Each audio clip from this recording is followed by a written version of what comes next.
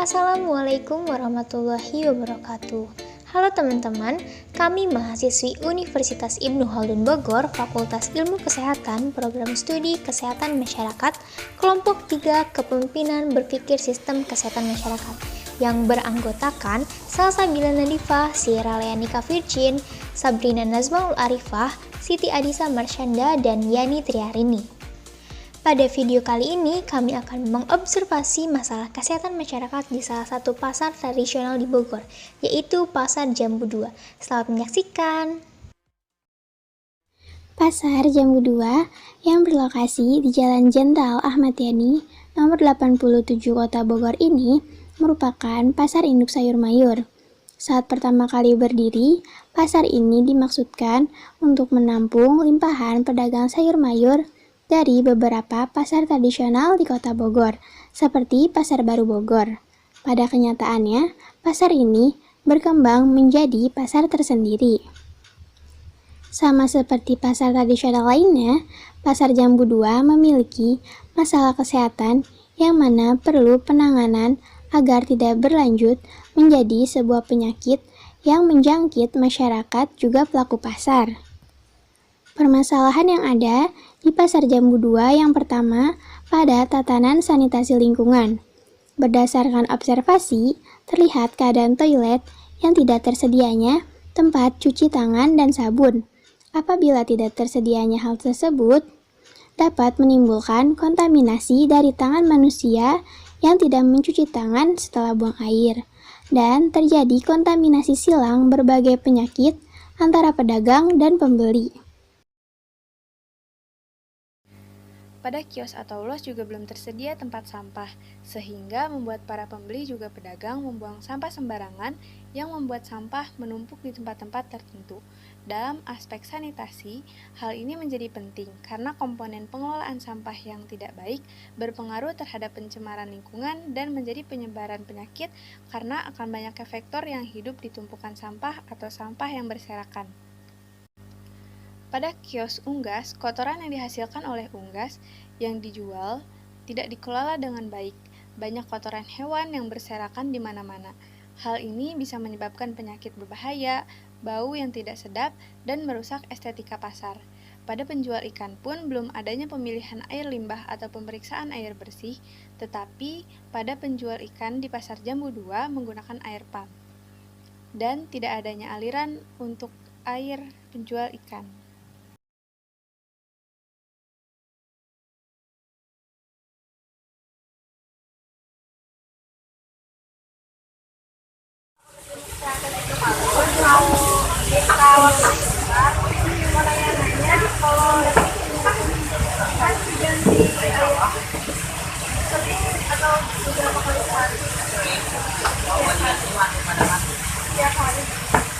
Kalau buat pengairan ini nggak ada. Pengairan ini. Ada lele guap apa? Ada. Lele guap ada. Ada asapnya doh. Iya.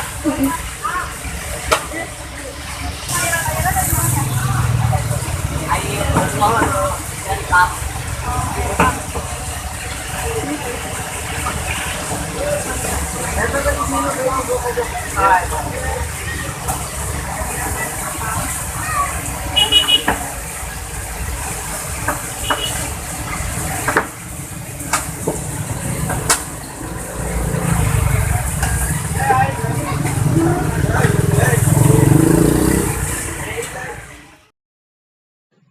Untuk memastikan kembali, kami melakukan wawancara juga kepada pengelola pasar mengenai pemilahan air limbah. Dilakukan kayak penyemprotan gitu. Penyemprotan apa nih, Pak? Kayak disinfektan kan selama pandemi ini kan suka ada penyemprotan gitu di setiap wilayah. Nah di sini ada nggak, Pak? Waktu awal pandemi mulai sih kita sering ya, dari mana hampir tiap hari juga. Cuman bilang sini kan kita fokusnya ke vaksin. Alhamdulillah kita ada 6 kali lah pengadaan vaksin di sini, kegiatan vaksin di Jambu ini. Itu dilakukannya pas kapan, Pak? Untuk apa ya vaksinnya? Vaksinnya ya? Terakhir bulan kemarin. Bulan kemarin. Kalau vaksin itu udah pada mengikuti semua atau masih ada? Hampir 100% kalau di sini. Iya. Karena kalau memang masih ada kan itu kan banyak juga yang dari wilayah ya, ada yang dari kabupaten dari mana gitu. Cuma sekarang sih hampir bisa dikatakan semuanya udah divaksin, udah tahap ya. Berarti kalau misalkan penyemprotan di saat-saat ini dilakukannya kayak misalnya berapa bulan sekali atau masih setiap Untuk saat ini emang kemarin kita lagi nggak fokus ke penyemprotan karena ke vaksinnya itu. Awal-awal kita penyemprotan, cuman menurut ini kita lebih fokus ke vaksinnya itu, Mbak.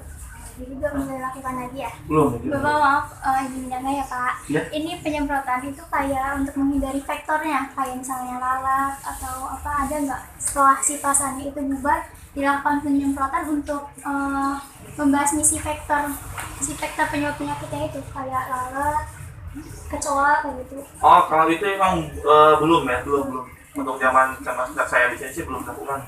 Karena kita coba ini kan komoditinya basah juga ya. Artinya pedagang khawatir kalau menurut kayak gitu penyebaran dagangannya itu yang dikhawatirkan. Itu sih Mbak kalau memang yang khawatir. Makanya kalaupun ada penyemprotan untuk inspektan kayak gitu udah punya malam biasanya.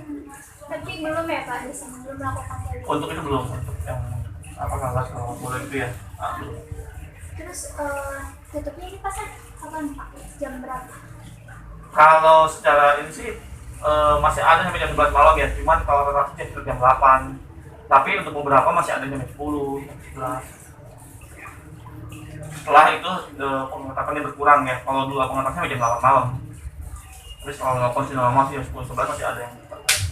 Jadi dari jauhnya pandemi nih Pak, di sini tuh pernah melakukan screening nggak ke si pedagang-pedagang kayak cek tekanan darah, gula darah?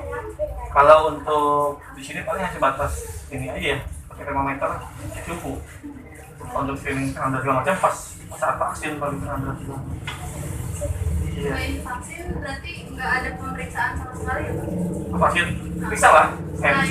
Selain waktu kita mau vaksin gitu misalnya kayak hari-hari biasa ada pemeriksaan. Paling ini suhu aja. Waktu semalam belum vaksin ya. Tapi setelah divaksin enggak sih.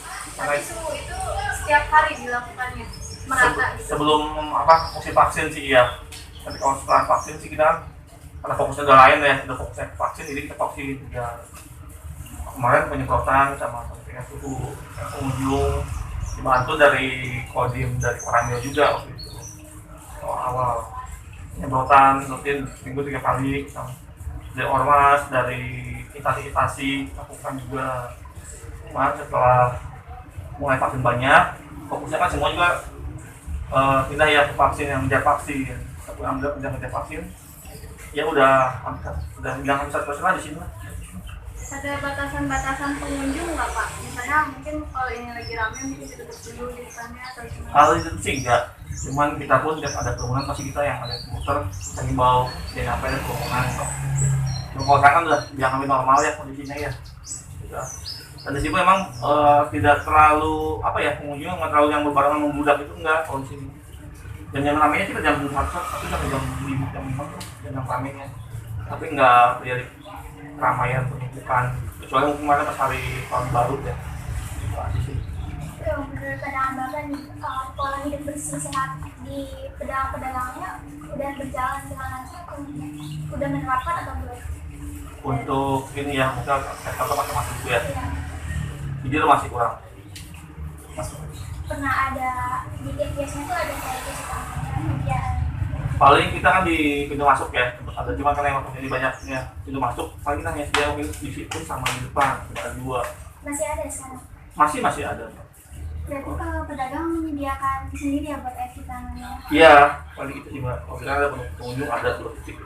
Cuma itu sering berjalannya waktu, udah fokusnya selain ke vaksin, itu agak sedikit terus mengkalah lah ya, kurang. Karena pengunjungnya udah vaksin.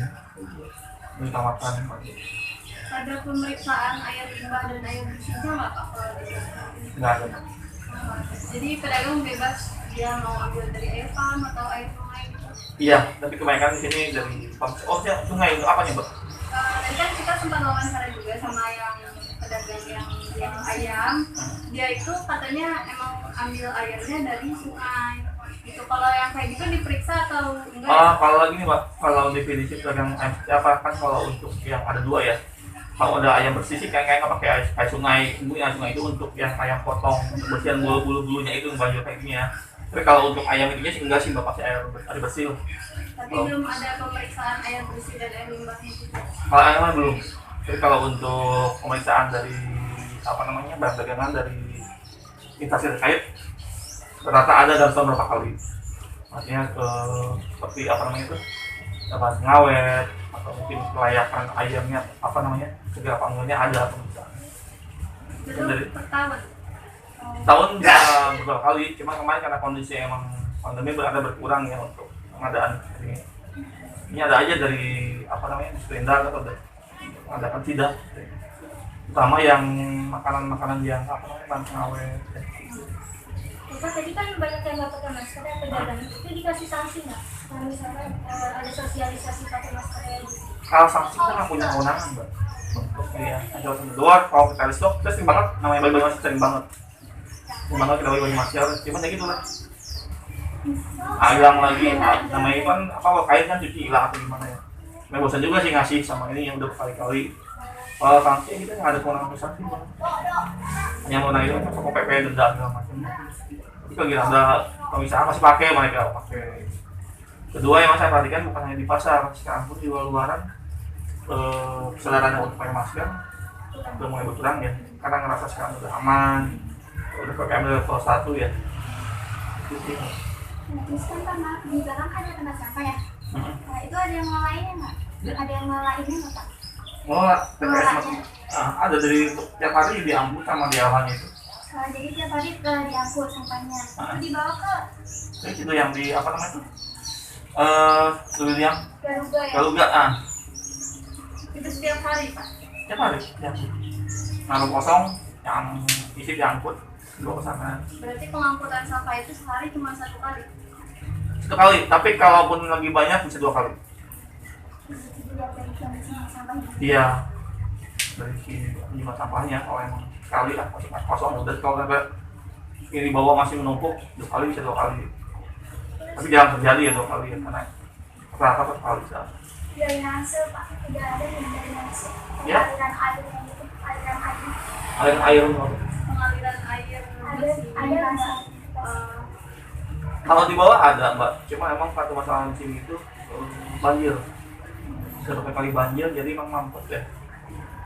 Jadi belum lancar ya hasilnya. Iya, kalau misalkan air di bawah itu yang di dalam ya. Kalau untuk di luar sih udah bagus sih, kalau di luar ini yang di dalam ini ya. Ini tadi kita udah sempat masuk. Jadi agak ini lebih bersih di depannya daripada di dalamnya gitu. Yang di bawah ya. Iya. Ya emang kalau untuk saluran airnya ya itu yang pernah tahun 2009 sampai yang terlalu kerendam, jadi lumpur masuk segala macam ya. Bisa untuk beberapa kali dibersihkan udah karena emang posisinya gorong-gorongnya mampet, karena banjir itu tidak bisa. Mohon maaf sebelumnya, apakah memang ini sifatnya formal atau formal ya? Karena biasanya kalau ini perlu surat dulu dari pasarnya ya, mohon demikian Pak. Jadi kita ada tugas mata kuliah untuk penugasan akhir UAS.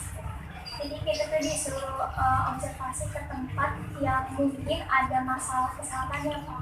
Jadi kayak TPA, jadi nanti kita observasi dan wawancara pengelolaan pasarnya itu kayak gimana, udah baik atau belum, terus banyak faktor apa enggak, kayak gitu aja sih. Kalau mohon maaf sebelumnya. Ya mungkin sebelumnya karena memang di beberapa universitas biasanya mengajukan surat dulu kalaupun ini. Walaupun di lapangan ada apa-apa, kita bisa bantu gitu. Kalau misalnya tiba-tiba di lapangan harus kawal kita kan, khawatirnya ada apa ya, misalnya, siapa nih atau apa gitu. Maupun namanya di pasar ya, pasti ada aja kayak gitu, khawatirnya itu. Kita jadi non formal ya Pak ya, ada surat tugasnya. Iya, terkait dengan pakai seragam dengan jumlah yang orang ini. Pasti ada pertanyaan aja di pasar, siapa itu dari mana, ngapain nanya gitu. Dan juga kita udah ke pasarnya, terus kita udah memperkenalkan diri sih Pak. Kita jelasin dulu tujuan kita apa, terus dagangan ini sangat ya. Iya, kita jangan khawatir aja kalau belum laporan kan.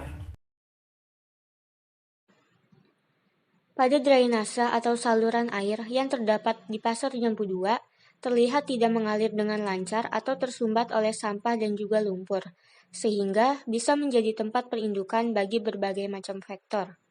Pada observasi yang kami lakukan di Pasar Jambu 2, terlihat bahwa adanya binatang pembawa penyakit atau vektor yang dijumpai pada lingkungan pasar, seperti lalat. Masih terlihat pula bahan pangan yang dihinggapi oleh lalat. Selain dapat membawa penyakit, hal ini pula mengganggu kenyamanan dan juga merugikan. Pada sesi wawancara yang kami lakukan di Pasar Jambu 2 dengan pengelola pasar dan juga pedagang, diketahui bahwa desinfeksi pasar belum pernah dilakukan sama sekali. Nah, sangat ironi bukan lingkungan pasar yang tidak memperhatikan sanitasi lingkungan. Selain pada sanitasi, Pasar Jambu 2 juga memiliki masalah pada PHBS. Hal ini terlihat pada hasil observasi pedagang saat berdagang merokok, tidak memakai masker, membuang sampah sembarangan yang dapat berpengaruh terhadap kesehatan. Pasar semakin menjadi terlihat kumuh, juga para pengunjung memiliki masalah yang sama, yaitu tidak melakukan cuci tangan pakai sabun. Prasarana pasar pun tidak disediakan tempat mencuci tangan. Hal ini tentu saja dapat memudahkan terjadinya penyebaran penyakit. Karena manfaat mencuci tangan sendiri yaitu mengurangi risiko diare dan sakit perut, menghilangkan kuman dan bakteri, serta mencegah penularan penyakit. Para pedagang pula belum diadakannya pemeriksaan kesehatan secara berkala, tetapi status vaksinasi para pedagang sudah hampir 100%. Nah, pada hasil wawancara dapat diketahui bahwa timbulnya permasalahan kesehatan di lingkungan pada dasarnya disebabkan oleh kurang kesadaran dari setiap orang untuk melakukan perilaku hidup bersih dan sehat. Terjaganya perilaku tersebut dilatar belakangi oleh beberapa faktor, yaitu kemauan dan kesadaran sikap, pengetahuan dan perilaku yang berhubungan erat dengan tercapainya derajat kesehatan masyarakat yang optimal.